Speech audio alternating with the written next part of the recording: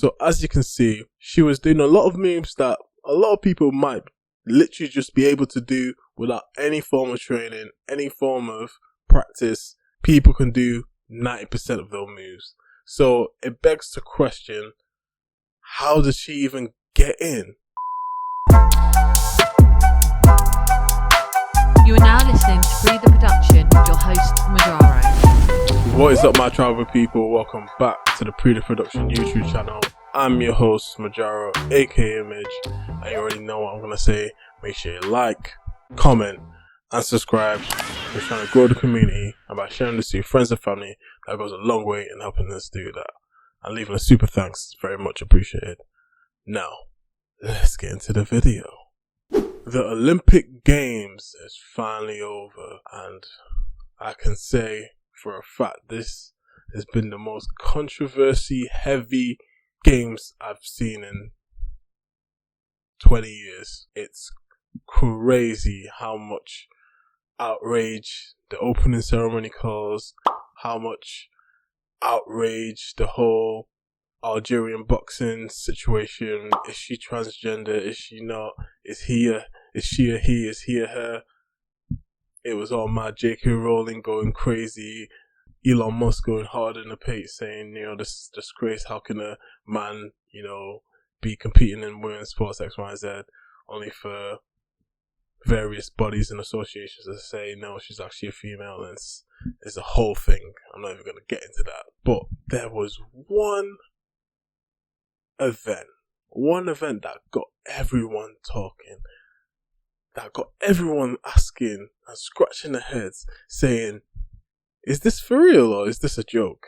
Is this person taking this serious, or is this some kind of April Fool's or prank that she's pulling against everyone that's watching this? And that is RayGunn, aka RayGunn, Australia's #1 big gal.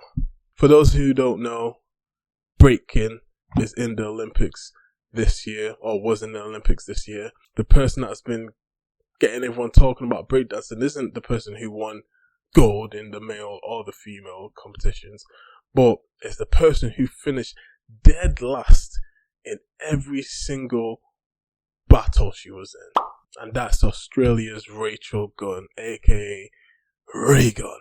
This Australian B-girl, who's also a PhD holder in, I think, cultural movement, some bullshit degree like that. I'm not sure of the full, exact title, but she's a professor in a university, and she competed in this year's Olympics break dancing competition, and a lot of people had a lot to say about the moves she was making. Let's have a look at the top 10 moves she even did. This takes some skills to do this. Just before we start this, I'm just going to let you guys know you might be able to see this footage, you might not be, because it seems like the Olympic Committee is trying to scrub every record of this woman even being in the Olympics. Before, people were able to share the video clips, share the stories, share, what she was doing, but now it seems like everyone's getting hit with copyright strikes. So if you can see this bit, you'll be able to see it. If you can't, I've had to cut it out, unfortunately, but hopefully you'll be able to see it. Give it up to RayGunn! Oh, come on. The badge. She's trying. Team the Cobra.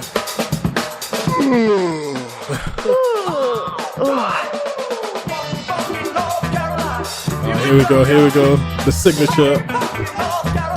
Gotta love it. The kangaroo, come on.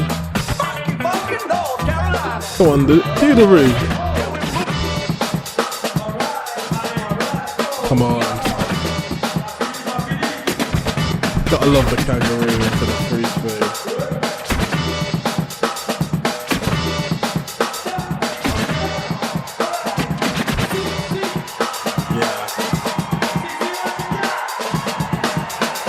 So as you can see, she was doing a lot of moves that a lot of people might literally just be able to do without any form of training, any form of practice, people can do 90% of those moves. So it begs to question, how does she even get in?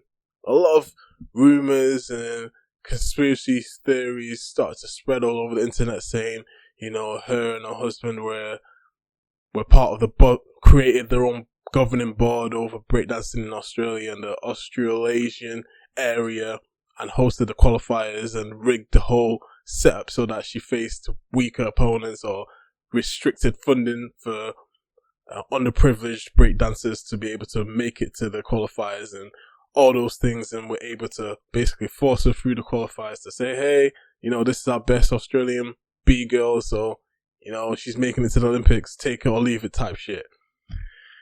After doing some research and after waiting for some time for evidence to be, shown, it seems that she legitimately went through qualifiers. There were no, my husband's friends with the head judge, or my friends is, the coordinator. It doesn't seem like anything of that sorts had gone on. It seems like some of the battles that I watched, the other people she was against wasn't so above her. It wasn't like light years above her. But it seems like going into this, she was aware that she was probably going to be the weakest link, because she says, my power moves, quote unquote power moves, aren't my strongest, skill set. I'm more of a musicality type of person, and, being expressive, using my experience from other dance forms to, create different musicalities and, impress the crowd that way. Whatever that means.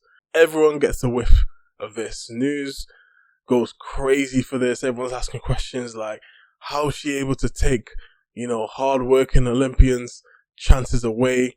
Like, this is ridiculous. This is a joke. She's making a mockery of the sport. This is the first time breakdancing has been in the Olympics, and now all that everyone was talking about is the Australian kangaroo girl and not the people that actually won gold, silver, or bronze.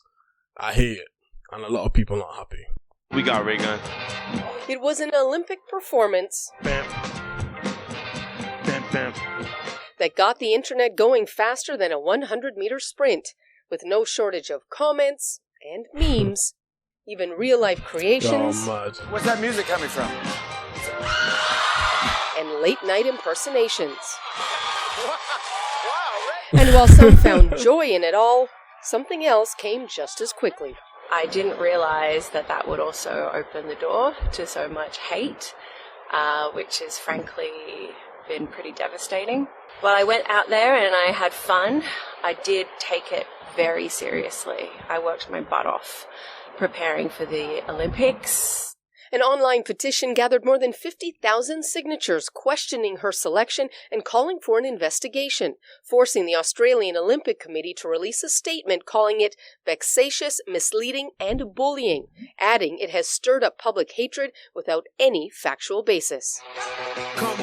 It then lays out how she qualified through what it says were fair and independent events. If you break, you know that RayGunn knows what she's doing. Toronto breakdancer or b-boy Switch B provided the commentary on the competition for CBC. I mean, and no one can ever take that away from her. And a lot of the people at home that are talking in the comment section, if they had to battle her, they would get roasted. They would get smoked. For real. The petition against her appears to have been taken down, while Gunn has asked for privacy while on vacation with her family, promising to speak more when she gets back. Susanna Da Silva, CBC News, Vancouver. Let's not get twisted. She can dance. She can break.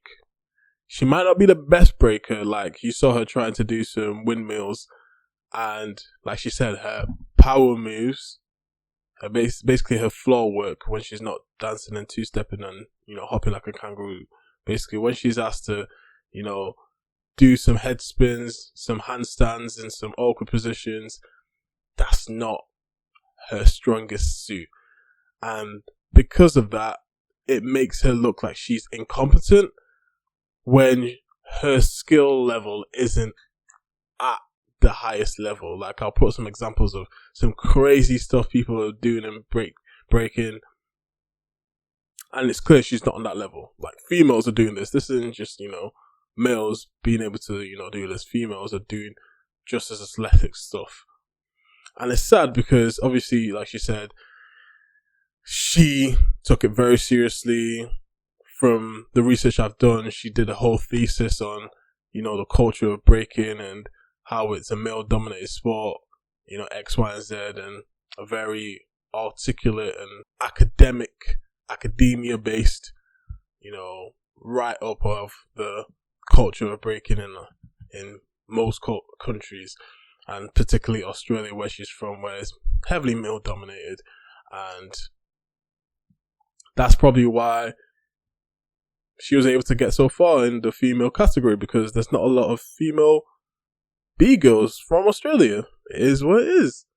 It is what it is. It's not her fault that no one else was better than her. That's basically it. I looked at the footage that's available of her qualifications and all the other battles she's been in, and you can't say the other person in front of her was so much better. It just wasn't the case. It would be lovely for me to say, or it would be a lot more interesting to be saying, oh, she's an industry plant, she was force-fed to her because she knows this person, or she has ties to this, mob ties, X, Y, and Z, you know, unethical conduct, blah, blah, blah. But at the end of the day, the culture of breaking in Australia isn't as strong as places in, you know, like Japan, China, New York, I mean, America, obviously, like, that's the origination of breaking. So, yeah, this is an unfortunate, you know, situation. It became funny, and then when you actually deeper understand that, you know, this is a real person, this is, you know, she's legitimate, this ain't no gimmick, this ain't no faking, this is legitimately her hard work and effort, blood, sweat, and tears, training. It's like, oh shit, she actually did her best, and, you know, she tried compensating for her weaknesses, but at the end of the day, it just wasn't enough. Unfortunately, in some people's cases, because of this situation, they feel like breaking shouldn't be even an Olympic sport. In my opinion, I would consider it a sport because it takes energy, it takes physicality, it takes athleticism. You know, if we're not going to count breaking as a sport, we basically might not as well call gymnastics a sport, because they've got the same fundamentals. You know, you got floor work, you got suspended poses, you got flips, you got quote unquote tricks. Like, there's a lot of similarities between gymnastics and breaking, and you got some old heads because of this situation saying, oh, you know, she's making a mockery of the Olympics. I don't even know why breaking is even in the Olympics anyways. That should have been taken away a long time ago. And unfortunately, breaking won't be coming into the next edition of the Olympic Games in Los Angeles. It is what it is. And you can't blame RayGunn. You know, all the haters will say, oh, it's RayGunn's fault that breaking isn't going to be in the Olympics in 2028. But for some reason, they decided not to continue breaking in the Olympics. This was a decision taken before this whole fiasco. Let me know what you think of this whole situation. Do you feel like RayGunn got there legitimately, or do you still believe, because of misinformation, that, you know, this is rigged?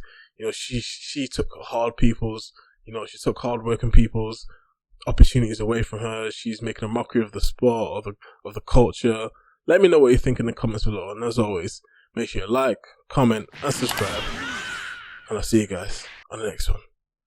Peace. I be kidding on my foes, even though I got it all on my own. Success sweet,